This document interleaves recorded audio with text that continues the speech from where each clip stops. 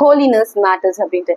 நம்ம எல்லாரும் ஆண்டவர்கிட்ட இருந்து விலகுற ஒரு முக்கியமான காரணம் நீங்க பாத்தீங்கன்னா நம்மளோட அன்ஹோலினஸ் தான். நம்ம தேவனுக்குள்ள பரிசுத்தமா இருக்க முடியாத காரணம்னா நம்ம தேவன் கிட்ட இருந்து தூரமா விளக்குது. நம்ம ஒரு பாவம் செஞ்சோம்னா நமக்குள்ள அந்த என்ன சொல்றது, அந்த பரிசுத்த குலைச்சல் ஆயிடுது. சோ அது என்ன பண்ணுது, நமக்கும் தேவனுக்கும் நடுவுல ஒரு பெரிய ஒரு சுவரை கட்டிட்டு நம்மள என்ன பண்ணுது, தேவன் கிட்ட நெருங்காதபடிக்கு நம்மள தூரமா தள்ளி வைக்குது.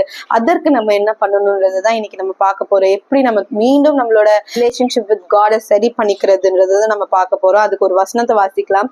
2 கொரிந்தியர் 7ஆம் அதிகாரம் 1ஆம் வசனம். இப்படிப்பட்ட வாக்குத்தத்தங்கள் நமக்கு உண்டாயிருக்கிறபடியினால் பிரியமானவர்களே, மாம்சத்திலும் ஆவியிலும் உண்டான எல்லா அசூசியும் நீங்க நம்மை சுத்திகரித்து கொண்டு பரிசுத்தமாக்குதலை தேவ பயத்தோட பூரணப்படுத்த கடவோம். So நம்ம என்ன பண்ணணுமா, we should cleanse